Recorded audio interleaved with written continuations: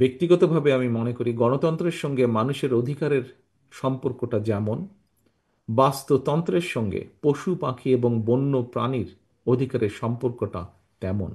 সুতরাং রাষ্ট্র রাজনীতিতে গণতন্ত্র এবং শুদ্ধাচার প্রতিষ্ঠিত থাকলে বাস্তবিকভাবেই বাস্তুতন্ত্র নিরাপদ থাকে।